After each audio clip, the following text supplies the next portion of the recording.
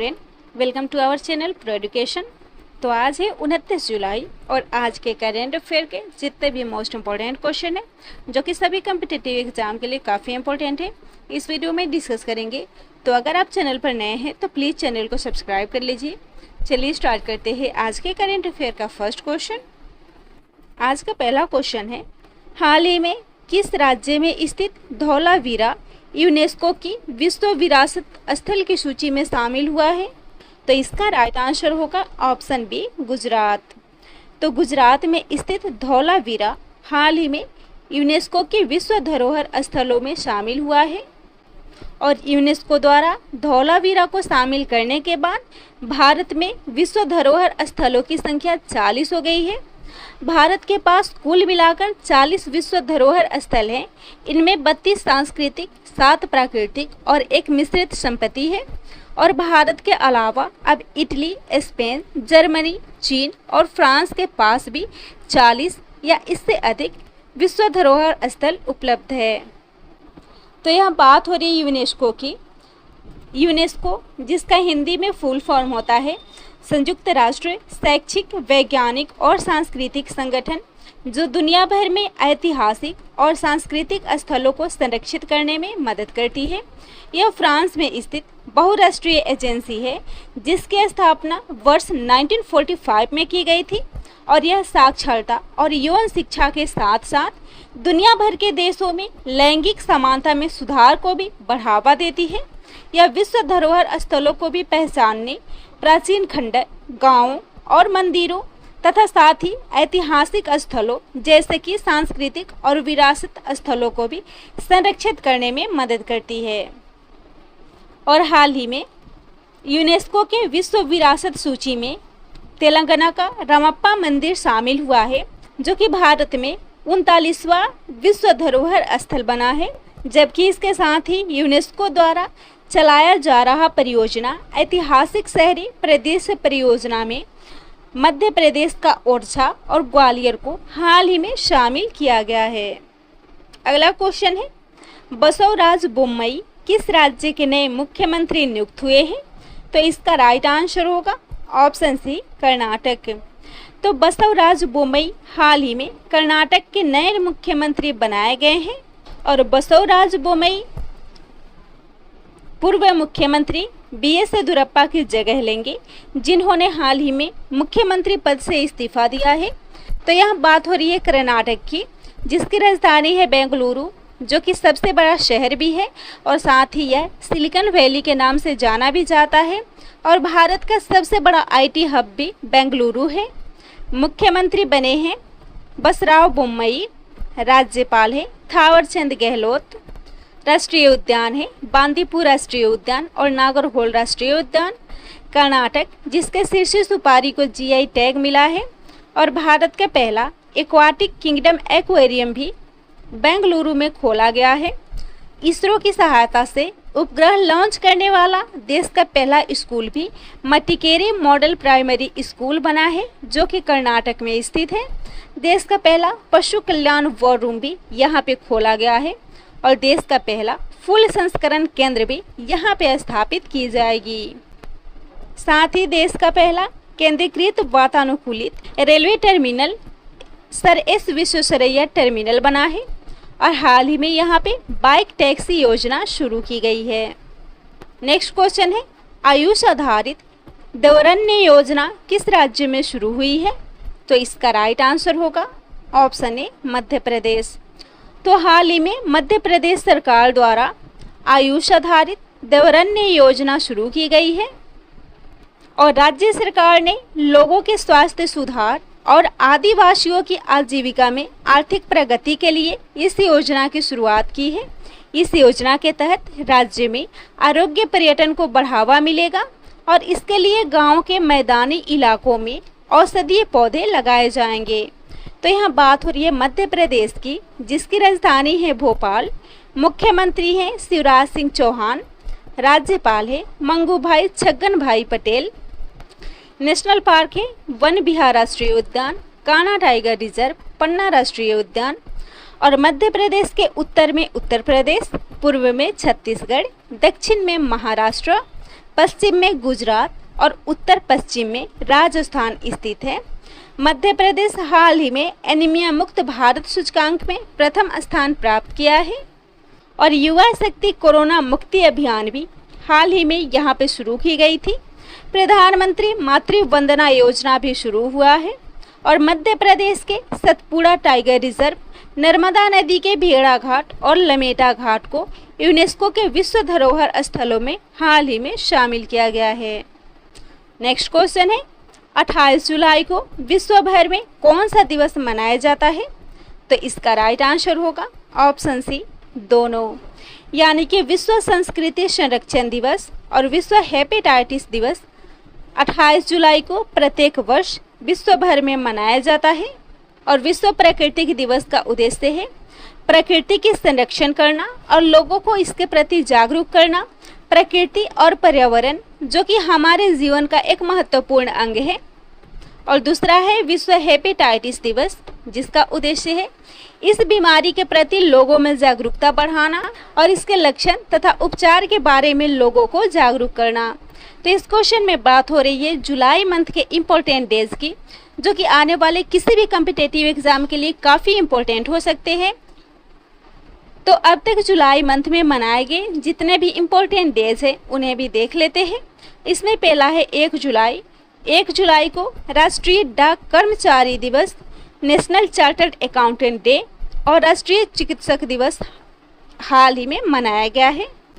Next है 2 जुलाई। तो 2 जुलाई को विश्व खेल पत्रकार दिवस और विश्व यूएफओ दिवस मनाया गया है। वही 3 जुलाई को अंतर्राष्ट्रीय सहकारिता दिवस, जो जुलाई मंथ के पहले शनिवार को मनाया जाता है। वहीं 6 जुलाई को विश्व जूनोज दिवस, 7 जुलाई को विश्व चॉकलेट दिवस, 10 जुलाई को राष्ट्रीय मत्स्य किसान दिवस मनाया गया है।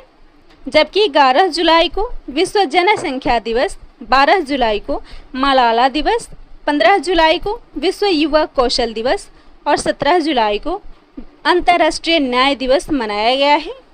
वही 18 जुलाई को अंतर्राष्ट्रीय नेल्सन मंडेला दिवस, 20 जुलाई को अंतर्राष्ट्रीय शतरंज दिवस, 22 जुलाई को राष्ट्रीय झंडा अंगीकरण दिवस, 23 जुलाई को राष्ट्रीय प्रसारण दिवस, 24 जुलाई को आयकर दिवस और 26 जुलाई को कारगिल विजय दिवस मनाया गया है।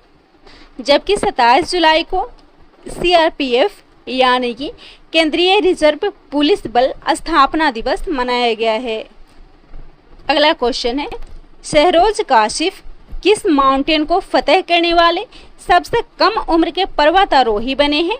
तो इसका राइट आंसर होगा ऑप्शन बी, K2। तो शहरोज काशिफ, जिन्होंने हाल ही में कंचनजंगा की सबसे ऊंची चोटी K2 को फतेह किया है और इसको फतेह करने वाले वे सबसे कम उम्र के पर्वतारोही बने हैं। इनकी आयु 19 वर्ष है। इससे पहले काशिफ ने 17 वर्ष की उम्र में दुनिया के 12वें सबसे ऊंचे पर्वत ब्रॉड पीक को, जिसकी ऊंचाई 8047 मीटर है, इसको इन्होंने फतेह किया था। वहीं काशिफ माउंट एवरेस्ट पर चढ़ने वाले 5वें पाकिस्तानी थे और उन्होंने दुनिया के सबसे कम उम्र के पर्वतारोही का खिताब जीता है। काशिफ से पहले साजिद सतपारा, जो कि 20 वर्ष की आयु में K2 पर चढ़ने वाले सबसे कम उम्र के व्यक्ति बने थे। तो यहाँ बात हो रही है K2 की, यानी कि माउंट गॉडविन ऑस्टिन की, जो विश्व का दूसरा सबसे ऊंचा पर्वत है। यह पाकिस्तान के गिलगित बल्टिस्तान में चीन द्वारा नियंत्रित काराकोरम पर्वतमाला की बाल्तोरो मुतजाग उप श्रृंखला में स्थित है। इसकी ऊंचाई 8611 मीटर है और यह चोटी माउंट एवरेस्ट के बाद पृथ्वी की दूसरी सबसे उच्चतम पर्वत चोटी है।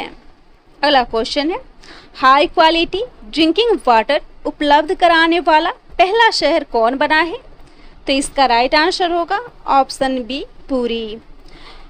तो पुरी उच्च गुणवत्ता वाला पीने का पानी उपलब्ध कराने वाला देश का पहला शहर बना है और यहाँ 24 घंटे के आधार पर सीधे नल से उच्च गुणवत्ता वाला पेयजल यानी कि हाई क्वालिटी ड्रिंकिंग वाटर लोग प्राप्त कर सकते हैं। इस परियोजना को पुरी के 2.5 लाख नागरिकों और प्रत्येक वर्ष पर्यटन स्थल पर आने वाले 2 करोड़ पर्यटकों को लाभ मिलेगा। और इसके साथ ही पुरी में 400 स्थानों पर पानी के फव्वारे यानी कि वाटर फाउंटेन भी लगाए गए हैं। तो पुरी जो कि ओडिशा में स्थित है, ओडिशा जिसके मुख्यमंत्री हैं नवीन पटनायक, राजधानी है भुवनेश्वर और राज्यपाल है गणेशी लाल। और यहाँ पे सरकारी भूमि की निगरानी के लिए ब्लू स्पाई यूनिट स्थापित हुआ है। स्वच्छता कर्मचारियों के लिए गरिमा योजना शुरू हुआ है। सेचा समाधान मोबाइल एप्लीकेशन लॉन्च हुआ है। साथ ही सुमंगल और छात्रवृत्ति वेब पोर्टल को भी लॉन्च किया गया है। अगला क्वेश्चन है, मध्य दक्षिण एशिया सम्मेलन 2021 की मेजबानी किस देश द्वारा की गई है? तो इसका राइट आंसर होगा ऑप्शन बी, उज्बेकिस्तान। तो हाल ही में उज्बेकिस्तान ने 2021 का मध्य दक्षिण एशिया सम्मेलन की मेजबानी की है। और इस समिट का आयोजन उज्बेकिस्तान की राजधानी ताशकंद में किया गया था। और इस सम्मेलन का पूरा नाम central and south Asia regional connectivity challenge and opportunity था, जो कि एक उच्च स्तरीय अंतर्राष्ट्रीय सम्मेलन है जिसमें भारत के विदेश मंत्री डॉक्टर एस जयशंकर भी शामिल थे। और इस सम्मेलन में 40 से अधिक देशों और लगभग 30 अंतर्राष्ट्रीय संगठनों के प्रतिनिधियों और थिंक टैंकों के प्रमुखों ने भाग लिया था। तो इस सम्मेलन की अध्यक्षता उज्बेकिस्तान की राजधानी ताशकंद में हुई थी। उज्बेकिस्तान जो कि एशिया के केंद्रीय भाग में स्थित एक देश है, जो कि एक स्थलरुद्ध देश यानी कि चारों ओर से जमीन से घिरा हुआ देश है। राजधानी है ताशकंद, राष्ट्रपति है शौकत मिर्जियानोव और करेंसी है सोम। अगला क्वेश्चन है, हाल ही में लॉन्च आज़ाद की शौर्य गाथा प्रदर्शनी किस स्वतंत्रता सेनानी के जीवन पर आधारित है? तो इसका राइट आंसर होगा ऑप्शन ए, चंद्रशेखर आज़ाद। तो चंद्रशेखर आज़ाद जो कि एक स्वतंत्रता सेनानी थे और इनके जीवन पर आधारित आज़ाद की शौर्य गाथा प्रदर्शनी को हाल ही में लॉन्च किया गया था। और इस प्रदर्शनी का उद्घाटन केंद्रीय संस्कृति और संसदीय मामलों के राज्य मंत्री अर्जुन राम मेघवाल के द्वारा की गई थी। और इसका उद्घाटन इंदिरा गांधी राष्ट्रीय कला केंद्र नई दिल्ली में किया गया था, जो कि हमारे देश की आज़ादी के 75 साल पूरे होने के उपलक्ष्य में आज़ादी का अमृत महोत्सव का एक ही हिस्सा है। तो संस्कृति मंत्रालय द्वारा आज़ादी का अमृत महोत्सव मनाने के लिए कार्यक्रमों की एक श्रृंखला आयोजित की जा रही है, जिसके तहत चंद्रशेखर आज़ाद के जीवन पर आधारित आज़ाद की शौर्य गाथा नामक प्रदर्शनी को भी लॉन्च किया गया है। अगला क्वेश्चन है, 2021 के अभ्यास कटलस एक्सप्रेस को किस देश के पूर्वी तट पर आयोजित किया जाएगा? तो इसका राइट आंसर होगा ऑप्शन सी, अफ्रीका। तो अफ्रीका के पूर्वी तट पर अभ्यास कटलस एक्सप्रेस को आयोजित किया जाएगा। और इस एक्सरसाइज का आयोजन 26 जुलाई से 6 अगस्त 2021 तक किया जाएगा। और यह अभ्यास पूर्वी अफ्रीका और पश्चिमी हिंद महासागर के राष्ट्रीय और क्षेत्रीय समुद्री सुरक्षा को बढ़ावा देने के लिए आयोजित एक वार्षिक समुद्री अभ्यास है। आज का लास्ट क्वेश्चन है, ओलंपिक 2020 में पदक जीतने वाले सबसे अधिक उम्र के खिलाड़ी कौन बने हैं? तो इसका राइट आंसर होगा अब्दुल्ला अल रशीदी। तो 2020 के ग्रीष्मकालीन ओलंपिक में पदक जीतने वाले सबसे अधिक उम्र के खिलाड़ी बने हैं अब्दुल्ला अल रशीदी। और कुवैत के अब्दुल्ला अल रशीदी ने 58 वर्ष के उम्र में टोक्यो ओलंपिक में कांस्य पदक जीता है। और इन्होंने पहली बार 1996 में अटलांटा ओलंपिक में भी भाग लिया था। साथ ही उन्होंने रियो ओलंपिक 2016 में भी कांस्य पदक जीता था। तो इस क्वेश्चन में बात हो रही है 2020 के ग्रीष्मकालीन ओलंपिक की। तो हाल ही में भारत के मीराबाई चानू ने इस ओलंपिक में सिल्वर मेडल जीता है। और इसी के उपलक्ष्य में भारत के मणिपुर राज्य द्वारा उन्हें मणिपुर का पुलिस अधीक्षक का अतिरिक्त पदभार भी दिया गया है। वही 2020 के ओलंपिक का चीयर सॉन्ग हिंदुस्तानी पे को AR रहमान ने अनन्या बिरला के सहयोग से गाया है। वही अंतर्राष्ट्रीय ओलंपिक समिति ने अपने आदर्श वाक्य फास्टर हायर स्ट्रॉन्गर को बदलकर फास्टर हायर स्ट्रॉन्गर टुगेदर कर दिया है। और वही बांग्लादेश के नोबेल पुरस्कार विजेता मोहम्मद यूनुस को दूसरी बार ओलंपिक लॉरेल ट्रॉफी से सम्मानित करने की भी घोषणा की गई है। साथ ही भारतीय खिलाड़ियों को प्रोत्साहित करने के लिए हमारा विक्ट्री पंच अभियान भी शुरू किया गया है। वही 2020 के टोक्यो ओलंपिक का पहला स्वर्ण पदक जीता है यांग कियान ने, जबकि सबसे कम उम्र की स्वर्ण पदक जीतने वाली विजेता बनी है मोमिजी निशिया। तो यह था आज के करेंट अफेयर का टॉप 10 इम्पोर्टेंट क्वेश्चन। वीडियो पसंद आता हो तो वीडियो को शेयर कीजिएगा, चैनल को सब्सक्राइब कीजिएगा।